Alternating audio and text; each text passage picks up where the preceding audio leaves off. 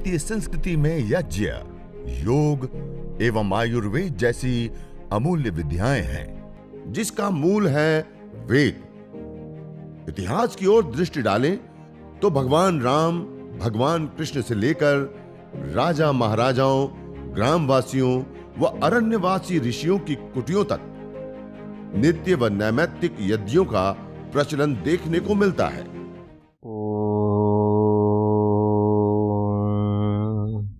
अग्निमीळे पुरोहितं यज्ञस्य देवभृत्विजं होतारं रत्नधातमं। सर्वरक्षक परमपिता परमात्मा को कृतज्ञता पूर्वक प्रणाम करते हुए हम परमपिता परमात्मा के द्वारा प्रदत्त जो देवीय ज्ञान, श्रेष्ठतम ज्ञान जो वेद है, उस वेद में हम यज्ञ विषय को लेकर के चर्चा कर रहे थे, स्वाध्याय कर रहे थे, स्तवन कर रहे थे। यज्ञ में विशेष रूप से कई सारे तत्वों का समावेश होता है, कई सारे पदार्थों का समावेश। एक तो विशेष उद्देश्य के अनुसार भविष्य सामग्री, उद्देश्य के अनुसार मंत्र पाठ या मंत्रों का उच्चारण, विशेष यज्ञ वेदी पात्र आदि सामान्य रूप से हर कोई यज्ञ के लिए आवश्यक होते हैं। लेकिन बहुत सारी चीजों के बीच में एक विशेष तत्व की आवश्यकता होती है और वह मुख्य होता है, जिसके बिना यज्ञ संपन्न नहीं हो सकता। वह है अग्नि। अग्नि यज्ञ का मुख्य तत्व है और अग्निर्वै देवानां मुख, अग्नि सभी देवताओं का मुख कहा गया। और अग्नि के माध्यम से सभी देवगण अग्नि ना वै देवा अन्नम अदंती, अग्नि ना वै देवा अन्नम अदंती, अग्नि के माध्यम से सभी देवगण अन्न को खाते हैं या प्राप्त करते हैं। और उस अन्न को प्राप्त करके, उस हवि को खा करके देवान भावयतानेन ते देवा भावयन्तु वह परस्परम भावयन्ता श्रेय परमवाप्स्यथ। उस अन्न आदि का भक्षण करके अर्थात प्राप्त करके देवगण तृप्त होते हैं और तृप्त हुए देवगण हमें भी तृप्त करते हैं। अग्नि एक ऐसा तत्व है जो इस यज्ञ का मुख्य तत्व होने के साथ साथ इस समष्टि में भी अग्निमीळे पुरोहितं यज्ञस्य देवमृत्विजं होतारं रत्नधातवम्। ऋग्वेद का, चारों वेदों में सबसे प्रथम वेद ऋग्वेद, ऋग्वेद में भी प्रथम सूक्त अग्नि सूक्त और उसमें भी प्रथम मंत्र और उसका भी प्रथम शब्द देखे तो अग्नि से शुरू होता है। अग्निमीळे पुरोहितं यज्ञस्य देवमृत्विजं होतारं रत्नधातवम्। और यज्ञ से संबंध अग्नि, ईळे, ईळ स्तुतो, अग्नि की हम स्तुति, अग्निमीळे पुरोहितं, पुरोहित जो यज्ञ करने वाला, पुरोहितं अग्निमीळे पुरोहितं यज्ञस्य देवमृत्विजं होतारं, होता रत्न धातु, रत्नों को उत्पन्न करने वाला। अर्थात ऋग्वेद के इस मंत्र के माध्यम से अग्नि, होता आदि जो यज्ञ से संबंधित सारे जो शब्द हैं उसकी शुरुआत है। वैसे यहाँ पे अग्नि शब्द से परमपिता परमात्मा को ले अग्निमीळे, परमपिता परमात्मा की स्तुति करते हैं। कहने का अभिप्राय है कि वेद में 1/4 से ज्यादा मंत्र और सूक्त हमें अग्नि की स्तुति करते हुए या जिसका अग्नि देवता है ऐसा मिलते हैं। अर्थात अग्नि की सर्वाधिक महिमा है। अग्नि की महिमा वेदों से लेकर के व्यवहार तक सब जगह पे बहुत विशेष रूप से हम जब यज्ञ की बात करते हैं, अग्नि ना वै मुखम देवा असुरान उक्थेभ्यो निर्जग्न, मुख रूप अग्नि के द्वारा देवता असुरों को दूर भगाते। मुख रूप अग्नि वै देवाना मुखम, जैसे कहा कि अग्नि सभी देवताओं का मुख होती है और उस मुख के माध्यम से सभी देवगण जो राक्षस हैं, जो दूरित हैं, जो कष्ट दुख पीड़ा बाधा मनुष्यों को या पर्यावरण को पहुंचाते हैं, उसको दूर करते हैं और अलग अलग जगहों पे व्यष्टि और समष्टि दोनों में जो राक्षस अर्थात हमारे शास्त्रों में, वेदों में राक्षस, पिशाच आदि एक कुछ ऐसे नाम हैं जिन नामों का प्रयोग, जिसको आज हम कीटाणु, वायरस, बैक्टीरिया आदि जो प्रयोग करते हैं, फंगस आदि, तो उस रूप में इसका प्रयोग विशेष रूप से किया गया है। राक्षस मानी जिससे हमें रक्षा करनी होती है, जैसे बैक्टीरिया, वायरस, फंगस आदि से हम रक्षा करते हैं पदार्थों की, तो जिससे हमारी रक्षा करने की हमें अपेक्षा होती है उसको कहते हैं राक्षस। तो जो सूक्ष्म जीव होते हैं, जो हमें रोग प्रदान करते हैं, जो इस पर्यावरण को भी हानि पहुंचाते हैं, एक तो मित्र जीव होते हैं, एक शत्रु जीव होते हैं। जैसे हमारे पेट के अंदर कई सारे प्रकार के ऐसे सूक्ष्म जीव होते हैं जो भोजन करते हैं, उसका पाचन आदि क्रियाओं में वो सहायक होते हैं, उपयोगी होते हैं। लेकिन कुछ जीव ऐसे होते हैं जो इन्फेक्शन कर देते हैं अलग अलग प्रकार के, और कई सारे प्रकार की हमारे शरीर में व्याधियां उत्पन्न करते हैं। तो यज्ञाग्नि जो होती हैं वह इस प्रकार के जो हमें हानि पहुंचाने वाले तत्व हैं उनसे हमारा बचाव करती है।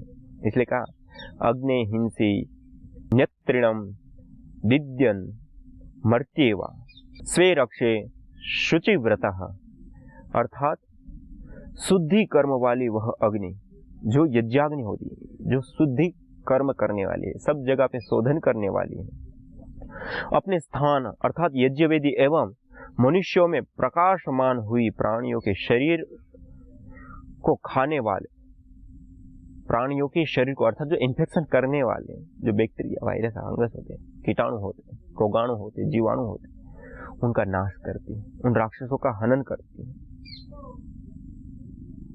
तो इस वेद मंत्र के माध्यम से जो हमें बता रहे हैं वही चीज आज का जो मॉडर्न साइंस है, आधुनिक साइंस है, वो भी इन्हीं चीजों को मानता है और इसी बातों को सिद्ध करता है। National botanical institute of Lucknow, कुछ साइंटिस्टों ने वहां पर एक प्रयोग किया कि यज्ञ को करने से क्या होता है। तो विभिन्न प्रकार के उन्होंने बैक्टीरिया लिए जो अलग अलग शरीर में अलग अलग प्रकार के इन्फेक्शन करने वाले, उन बैक्टीरिया की प्लेट्स को का ग्रोथ करके उन्होंने एक कमरे में रखा और उसमें उन्होंने यज्ञ करके देखा। और यज्ञ करने के बाद कुछ कुछ घंटे में उसका रीडिंग लेते रहे, देखते रहे, और पता चला कि 24 घंटे के अंदर अंदर वो 94% तक नष्ट हो गए, अर्थात माइक्रोबायोलॉजिकल प्रदूषण से वह कमरा मुक्त हो गया। इतना ही नहीं, उसके बाद भी 1 सप्ताह, 1 महीने तक वो उस कमरे की रीडिंग लेते रहे, तो बाहर का जो सामान्य वायुमंडल होता है उससे भी कई गुना कम मात्रा में वहां पे वो बैक्टीरिया थे। और कुछ बैक्टीरिया तो ऐसे थे जो 1 महीने के बाद भी वहां थे ही नहीं, बिल्कुल ही नष्ट हो गए, खत्म हो गए। एक बहुत बड़ी उपलब्धि, एक बहुत बड़ी विचारणीय, एक बहुत बड़ा तत्व की बात है कि यज्ञ हम करते हैं, हवन करते हैं, अग्निहोत्र करते हैं, तो उससे जो विजातीय तत्व होते हैं, जो राक्षस होते हैं, जो हमारे तन को, हमारे मन को, हमारे पर्यावरण को या हमारे इस अस्तित्व में किसी भी प्रकार की हानि करने वाले जो भी तत्व हैं, उसका नाश या उसका दूरीकरण करने का कार्य यज्ञ के माध्यम से होता है। और वेद मंत्रों के माध्यम से भी जो बार बार इन बातों को कहा गया है कि अग्नि नावय अयम लोको ज्योतिष्मान, अग्नि के माध्यम से ये संपूर्ण लोक लोकांतर ज्योतिष्मान होते, जैसे सूर्य की अग्नि, सूर्य की अग्नि से ये समस्त लोक लोकांतर प्रकाशमान होते और उससे शोधन होता है। यदि सूर्य की धूप इस धरती पर ना आए तो इस धरती पर जीवन संभव नहीं है, चाहे वह वनस्पति जगत का हो, चाहे मनुष्य का हो। सूर्य की धूप जहां हमें अलग अलग प्रकार के तत्वों को प्रदान करती हैं, उसके साथ साथ शोधन का भी कार्य करती हैं। ये भी एक प्रकार का यज्ञ है। इस धरती के ऊपर चाहे वो सरफेस में या एयरबॉर्न बैक्टीरिया होते हैं, उनका नाश करती है। जैसे हम वर्षा ऋतु में देखें तो वर्षा ऋतु में कई 10 दिन 15 दिन तक बादल छाए रहते हैं। तो जब वो लंबे समय तक बादल छाए रहते तो सूर्य की धूप धरती पर नहीं आ पाती, और धरती पर सूर्य की धूप नहीं आती है तो जो बैक्टीरिया का लेवल होता है वो बढ़ जाता है, और बैक्टीरिया का लेवल बढ़ जाता है तो अलग अलग प्रकार की, आप सब इससे अवगत हैं कि कितनी बड़ी मात्रा में अलग अलग प्रकार के रोग दोष पैदा होने लगते हैं और कितनी बड़ी मात्रा में लोग पीड़ित होते हैं। तो सूर्य की धूप जैसे धरती पर पड़ती हैं और इन रोगाणुओं को नष्ट करके और शोधन का कार्य करती है। ऐसे ही जो यज्ञाग्नि होती है, वो यज्ञाग्नि भी जब हम यज्ञ करते हैं और उसके माध्यम से बनने वाली जो परफ्यूम्स है, गैस है, उसकी जो ताप है, वो जब इस वायुमंडल के अंदर फैलती है तो इस वायुमंडल अर्थात हमारे घर का एक छोटा सूर्य है। यज्ञ हमारे घर का एक छोटा सूर्य है। यदि हम अपने घर में यज्ञ करते हैं तो जैसे सूर्य इस पूरे ब्रह्मांड में वायुमंडल में शोधन करता है और रोगों से, दोषों से मुक्ति दिलाता है, उत्तम स्वास्थ्य को देने वाला, उत्तम अन्न, फल फूल, साग सब्जी, औषधियों को देने वाला होता है। ऐसे ही यज्ञ यदि हम अपने घर में प्रतिदिन करते तो वो हमारे घर का सूर्य है। हमारे घर के अंदर बैक्टीरिया, वायरस, फंगस जन्य जो प्रदूषण होता है उससे हमें मुक्ति दिलाएगा। जो केमिकल प्रदूषण है उससे हमें मुक्ति दिलाएगा। जो रेडिएशन का प्रदूषण है उससे भी हमें मुक्ति दिलाएगा। और उसकी वायु चारों ओर जब प्रसरित होती है तो उत्तम अर्थात वायुमंडल के अंदर जीवनीय शक्ति का संचार होने लगता है। और उस जीवनीय शक्ति से युक्त वायु को जब हम श्वास प्रश्वास के माध्यम से धारण करते हैं तो हमारे तन की आयु बढ़ती है। इसलिए कहा जाता है आयुर्यज्ञेन कल्पताम, हमारी आयु यज्ञ के द्वारा कल्पित हो, हमारी आयु यज्ञ के द्वारा वृद्धि को प्राप्त हो। ये जो बातें हमारे शास्त्रों में विशेष रूप से बताई गई। और यज्ञ से केवल राक्षसों का, बैक्टीरिया का नाश होना उतना ही नहीं, और भी बहुत सारे लाभ है जो हम पहले से आपको अलग अलग परिप्रेक्ष्य में अलग अलग लाभों को बताते हैं। लेकिन आज हम जो वेद मंत्रों में विशेष करके जो सूक्ष्म जीवों को दूर करने की या जो विजातीय तत्व है, अग्निर्वय रक्षसाम अपहंता, अग्नि ही राक्षसों का हनन करने वाली।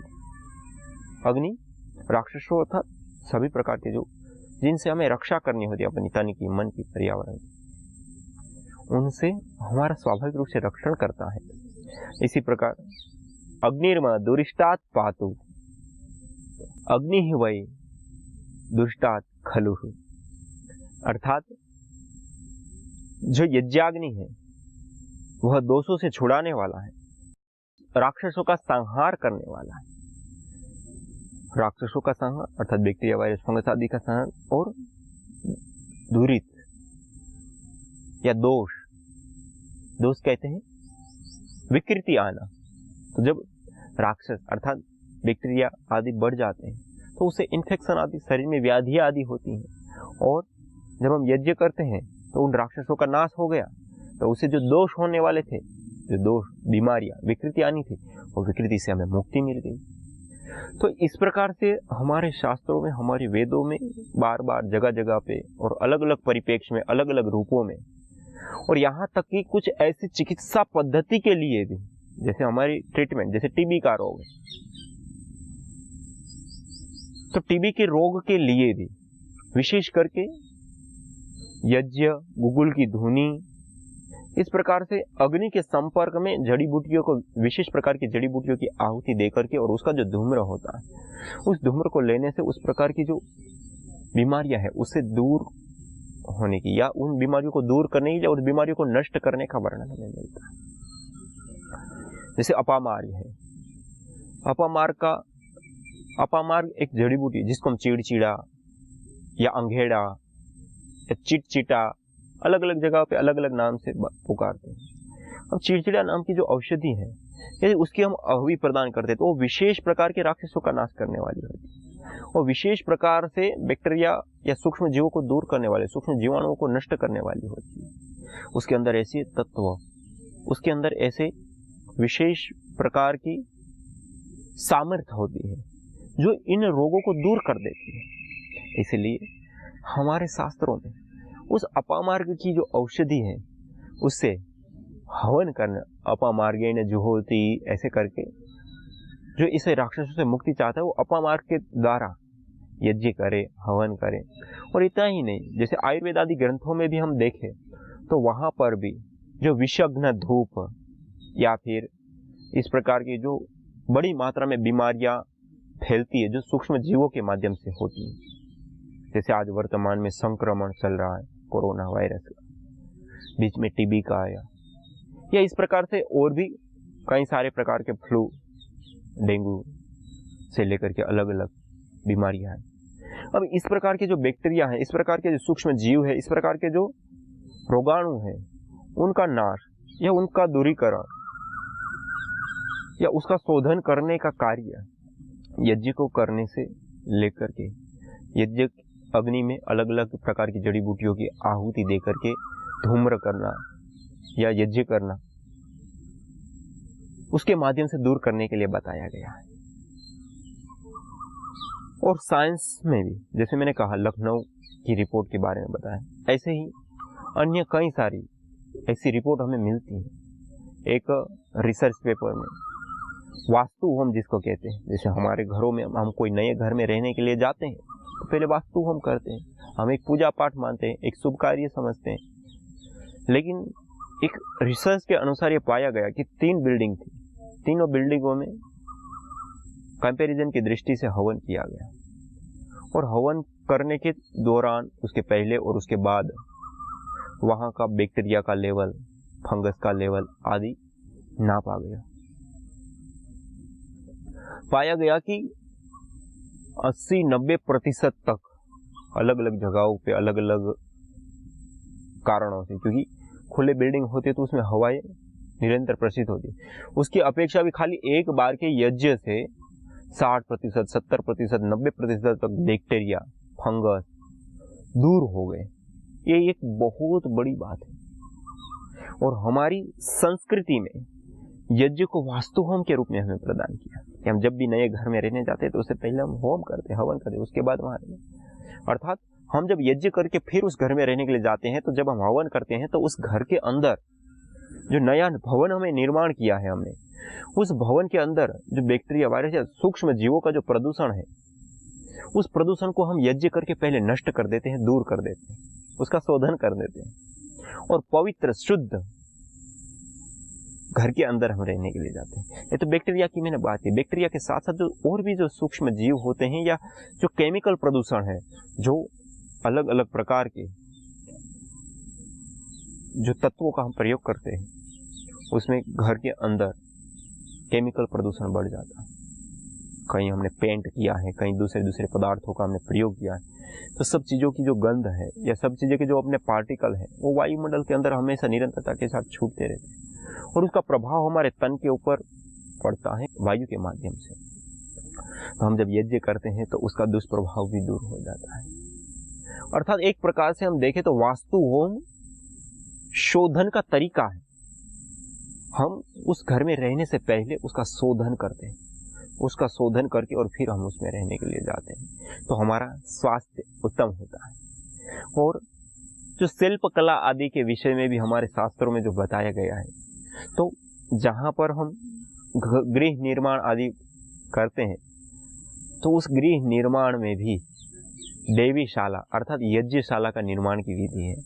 और कुशा, उस घर में कुशा जो घास एक विशेष होती है, दर्भ जिसको बोलते हैं, कुशा बोलते हैं, उसको रखने के लिए बात बताई। और उस कुशा में विशेष रूप से जैसे घृत या हवन आदि की जो सामग्री होती हैं, उसको उस कुशा रूपी ढक्कन से अर्थात उस कुशा से ढकना चाहिए उसको, तो उसे वो पवित्र रहती, शुद्ध। कुशा ही अपने आप में एक बहुत पवित्र और शुद्ध तत्व माना गया। उसको पानी में रख करके उस पानी को भी शोधन करती है, उसका भी हम सेवन कर सकते हैं। विशेष करके यह कुशा घास जो किसान होते हैं उसकी जो मेड़ होती है या जहाँ पे वो पानी चलाते उसकी जो नाली होती है, वहाँ पे बहुत विशेष रूप में ये पाई जाती है और वो पानी का शोधन करने वाली होती है।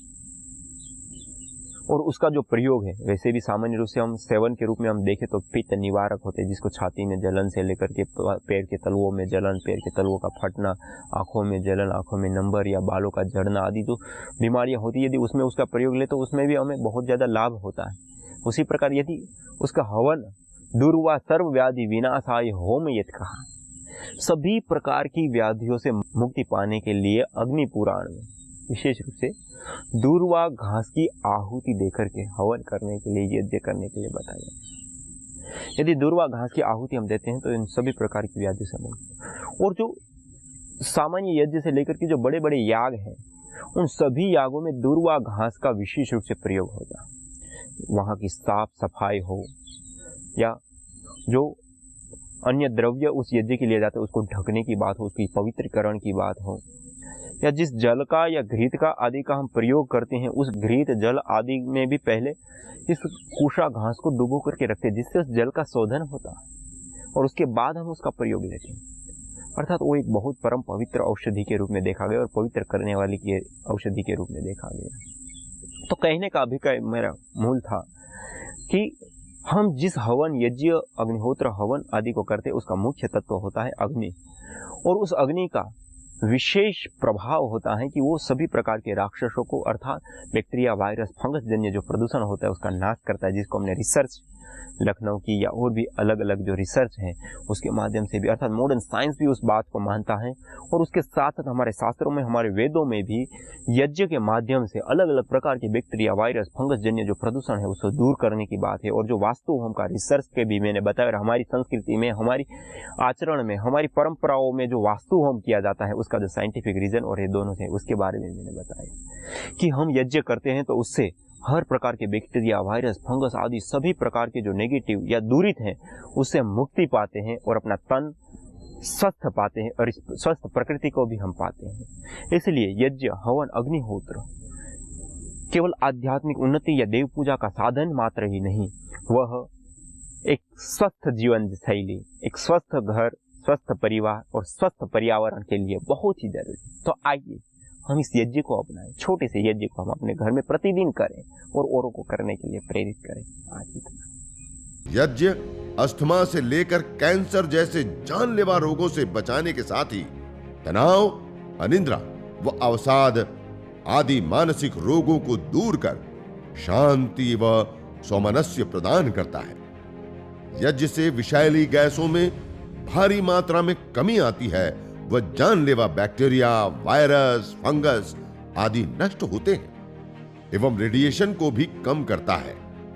यज्ञ भूमि की उर्वरा शक्ति एवं फसलों में एक्टिव कंपाउंड को बढ़ाता है तथा रोगों की रोकथाम भी करता है। यज्ञ कृषि से उत्पन्न अन्न, फल आदि उत्तम पोषक तत्वों से युक्त एवं स्वादिष्ट होते हैं। यज्ञ उत्तम वर्षा करने वाला तथा जलाशयों का शोधन करने वाला होता है। यज्ञ जड़ एवं चेतन दोनों में सात्विकता का संचार करता है। यज्ञ जहां भौतिक ऐश्वर्य एवं पुण्यों को प्रदान करता है, वहीं आध्यात्मिक जीवन में मानवीय चेतना का उत्कर्ष करके अति मानस चेतना की ओर अग्रसर करता है। यज्ञ भारतीय संस्कृति का मूल है। तो आइए हम संकल्प लें, संसार के श्रेष्ठतम कर्म यज्ञ को अपनाएं। पिंड और ब्रह्मांड में संतुलन कायम करने वाले यज्ञ को अपने जीवन का अभिन्न अंग बनाएं एवं प्रकृति मां के प्रति अपने ऋणों को अदा करें। विश्व स्वास्थ्य का एक नारा, यज्ञ से होगा जग उजियारा। भारतीय संस्कृति की अमूल्य विरासत यज्ञ की महिमा को जानने हेतु वैदिक चैनल पर प्रतिदिन प्रातः एवं सायं 11:30 बजे यज्ञ महिमा कार्यक्रम से जुड़े। विशेष जानकारी हेतु संपर्क करें।